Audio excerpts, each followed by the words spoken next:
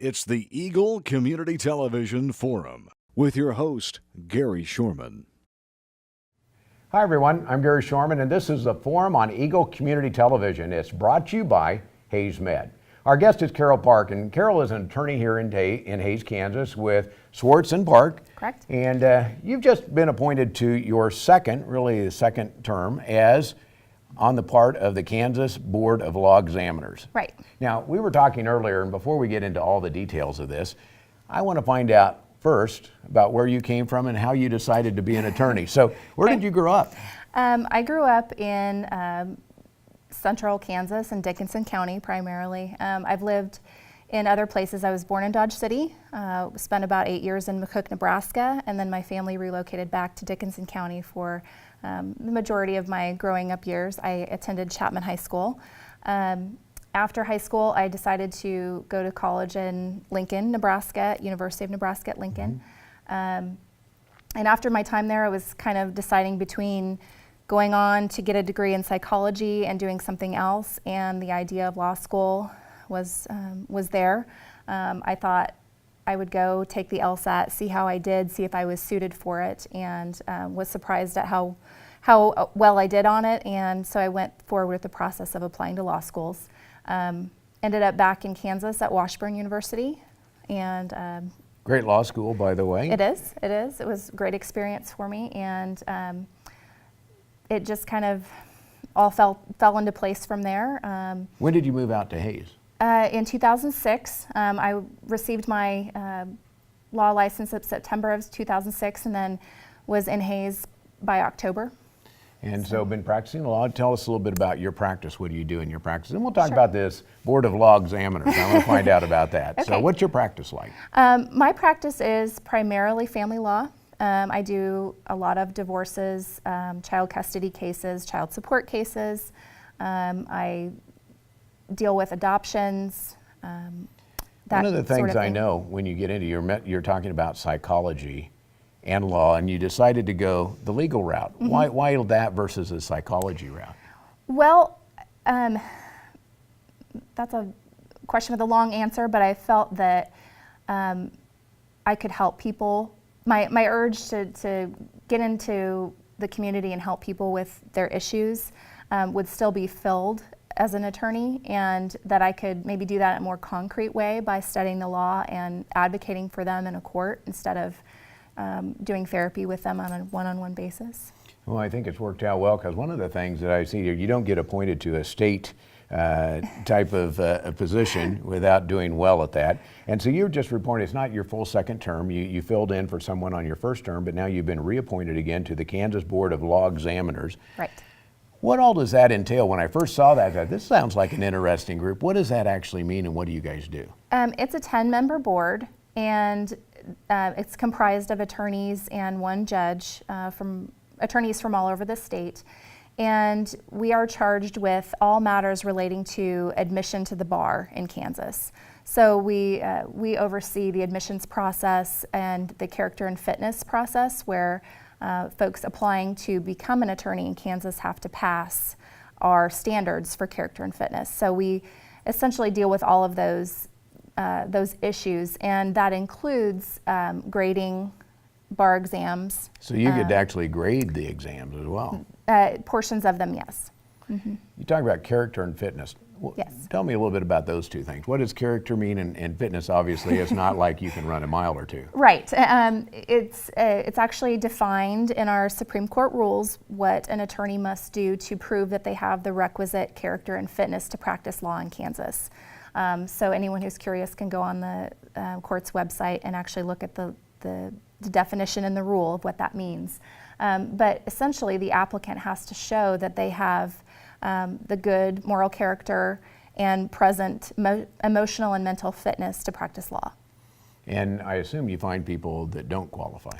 As with anything, there are folks that don't. One of the things that I was looking at this process, because it is so important going into it, of finding the right people for doing that. And obviously the Supreme Court that appoints you to this position is looking for some of the best people to do this.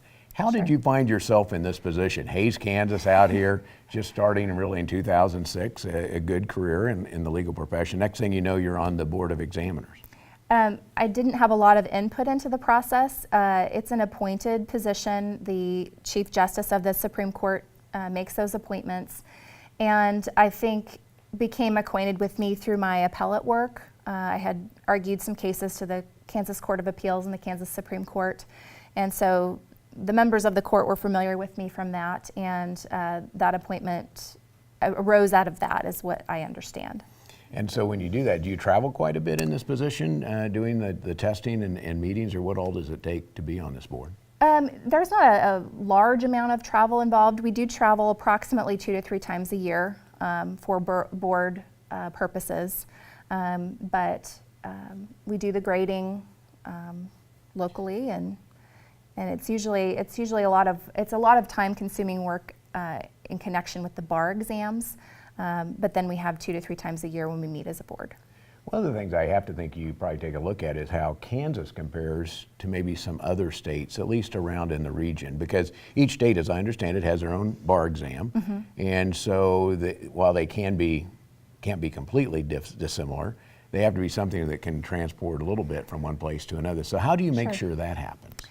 Well, that's a good question. Actually, the Kansas Supreme Court recently approved a change in the way the Kansas offers the bar exam. They've adopted the uniform bar exam, which is a uniform test offered by several other states. So the states that have also adopted the uniform bar exam, applicants in those states are getting the exact same exam as Kansas students are. Now, their character and fitness process is all over the board as far as differences between other states and Kansas. Everyone does it differently. They have different rules, different definitions, different actual entities that perform that function.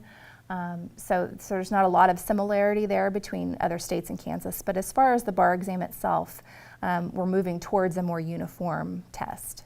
Interesting stuff. We're going to take a break here. We're going to come back and talk about a couple of things. One involving the Supreme Court. You've been in front of the Supreme Court, how exciting that is to be. And a couple of the other processes that go along with being a part of the Kansas Board of Law Examiners. We'll be back with more after this. It's a beautiful day in our super high-speed internet great customer service neighborhood. Like you, this is where we live. In fact, our company is employee-owned, so it's our goal to improve the quality of life for everyone in our community by delivering faster, more reliable internet, clearer, more feature-laden phone service, quality TV channels, all with the level of customer service you'd expect from people who are your neighbors. Eagle Communications, our community connected. Welcome back to the second half of our program here on Eagle Community Television. Our forum's brought to you by HaysMed and I Need Your Help. Send me a note, gary.shorman@eaglecom.net. If you have ideas or suggestions for future programs, love to hear from you, including programs like this, where our guest is Carol Park, and she's just been reappointed to her, almost first real term, but in part of the Kansas Board of Law Examiners. First term was fill in for somebody who left. Correct. And this will be your first of 2 terms, 5 years each, so you have 10 years to serve as part of this, correct? Potentially. The board appoints me, the Supreme Court has appointed me for a 5-year term, and at the end of that 5-year term, I'm eligible to be appointed another 5 years. So that would be at the discretion of the court. I'm guessing it takes a few years to kind of figure out what all you're supposed to do, doesn't it? It does. There is a learning curve when you first join the board, but you get the hang of it pretty quickly. For those of us that haven't taken the bar exam, that would be me. I don't know, maybe Brandon has out there behind the camera has done that. But tell me a little bit about the bar exam. What does it include? Well, as we talked earlier, the Kansas Supreme Court has recently adopted the uniform bar exam. Is that easier or harder than the one that was there? It's different. I can't speak to the level of difficulty, but it's the questions I feel are very high quality. Prior to adopting the uniform bar exam, Kansas offered a multi-state multiple choice exam, and then we wrote our own essay questions. Now the essay questions come from the same authors as the multi-state multiple choice test, and we've added a component with the adoption of the uniform bar exam called the multi-state performance test, which actually requires the applicant to draft a brief or a memo within the time allotted from a library of materials that they're given the day of the test. So in addition to writing essays and answering multiple choice questions, the applicant also has to demonstrate their ability to communicate effectively in writing and convey facts and arguments that they come up with from the materials they're given. When you go through this, I know there's a certain amount of students that pass. What kind of is the pass-fail ratio on this? Does it change year to year? It does change year to year. It's unpredictable. Do you look for an average or a number? No, not really. I mean, we obviously track what the numbers are, but as far as that, that's really the only role that we serve. One of the things you mentioned in the first half of the program was being in front of the Supreme Court. That's something not every attorney has a chance to participate in. What was that like? Was it like standing at home plate with the bases loaded, ready to hit a home run kind of deal? It is very nerve-wracking, but it is. It's also an important function, I think, of what we attorneys do.